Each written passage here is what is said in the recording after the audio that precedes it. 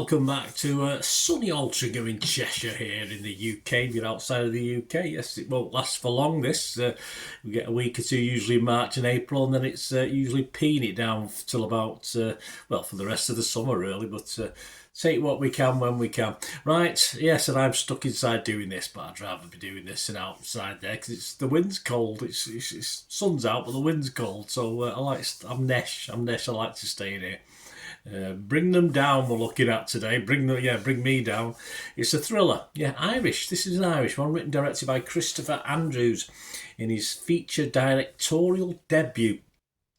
Good cast, good Irish cast. I think it's Irish based. There might be the odd interloper in there with an accent that perhaps doesn't fit, but hey, I'm not too. It sounds all right to me.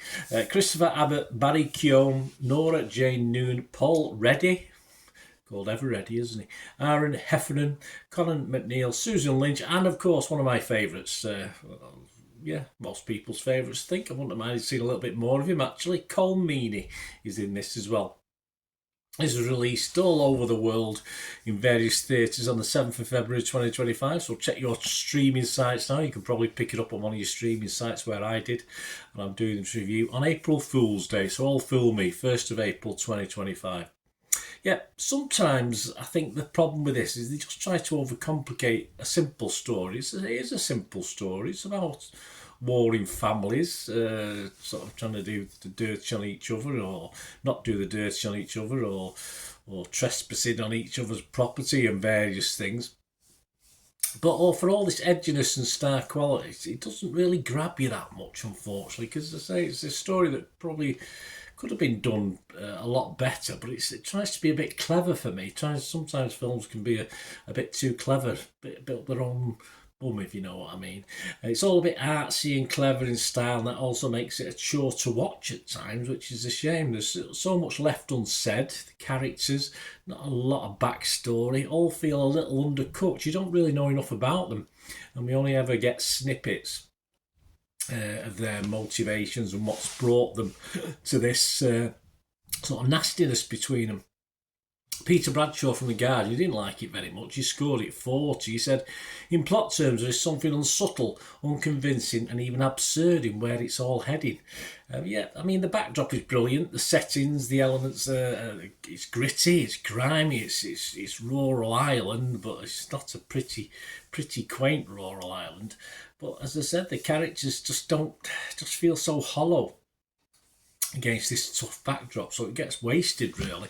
Christopher Schobert from Film Stage, he only give it 42. He said, Bring Them Down is not a great film. It's occasionally compelling thanks to its haunting, almost otherworldly locations in Ireland. Mainly though, what stands out are performances of the ever-intense Christopher Abbott, Nora Jane Noon, and most notably Barry Keoghan. Yes, nothing wrong with the acting in this. The acting's fine. As I say, I just wanted to see a little bit more of who the hell we were watching. There's just not enough information. And also there's a fair amount of subtitles. If you're not a big subtitle fan, I don't mind that because it's of course Gaelic, it's spoken. That for me is a plus point. I don't worry about that. I don't mind spending a bit more time looking at the screen to read the subtitles.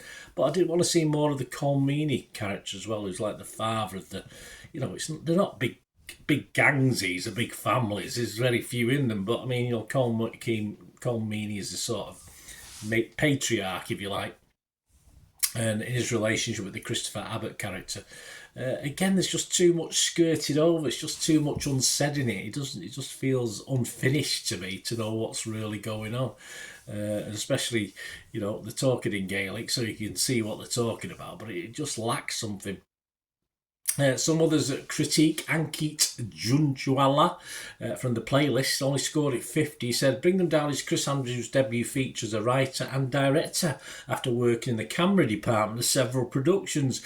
He has a nice feel for the story's setting, he does, and shows some facility filming action. A tighter handle on dramatic construction and character development would enhance his feature filmmaking ventures. Well, obviously that's not his strength as a cameraman, so he's going to have to learn that, isn't he? Hopefully his learning curve is upwards from this one. But this is well liked. I say it's all criticism at the moment, isn't it? But it is well liked by some people. Nick Skager from Daily Beast gave it 80 out of 100. He said, taut and mournful, it's a lament for the mistakes made in anger, the wounds that failed to heal, and the past that never truly seems to be past at all. Well, I think he's seen a different version to me. He must have seen the extended version. I must have seen the cut version. He must have seen the 3-hour extended version. I just thought this needed more meat on the bones of the Daily Beast, of course, which Nick Skager writes for, the Daily Beast website. So, yeah, a bit more bones on it I wanted. Tim Grayson liked it as well. He's from Screen Daily website. He gave it 70. He said, what saves this uneven material is the actors committed anguished turns. Yeah, it's all right. Yeah, but I want a story. I want a story I can sort of, get me sort of gripped or interested. Say nothing wrong with the acting. The acting is fair. Just needed better material, unfortunately. And for me, yeah, although she scored it a 60, which is pretty good, Rose Bonham from Collider website summed up my overall feeling, despite scoring it a 60, which is a little bit more than I did. She said, for Andrews, Bring Them Down is a capable, intriguing debut, but it needs more depth than this revenge tale has to offer. So there's a bit of leeway, I think, given to the director and say the first directorial debut, but I don't give any leeway because I just want to mark what I see, so I wasn't overly impressed.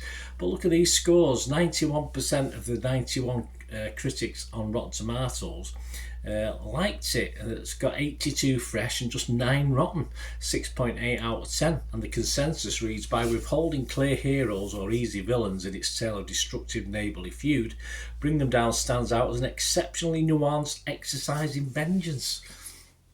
Again, I think they watched the 3-hour version, not the version I watched.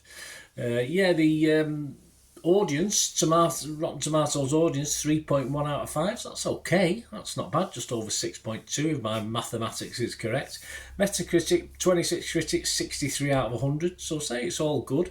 Internet Movie Database, 6.6. So I am, although there's plenty of people agree with me, we are in the minority. A lot of people like this, and I like the effort. I just didn't like what came out of it.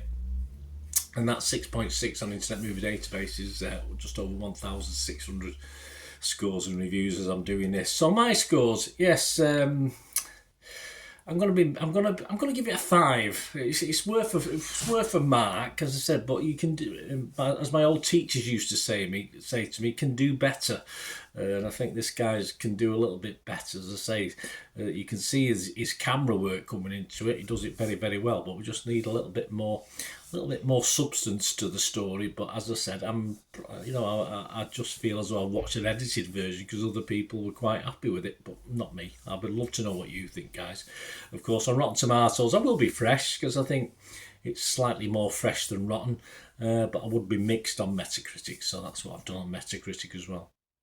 5 out of 10 for me. Let me know what you think, guys. As I say, nothing wrong with the effort, but I just needed a bit more personally. Let me know your thoughts in the comments or through my social media. If you like what I do, guys, I mean, I try and I've had people say you're just quoting other people. Well, I do, but I also give my views as well. And I just think it's nice to give a sort of wide range of reviews. So that's how I do it. That's how I do my reviews. If you like that and you want to support me, that's wonderful.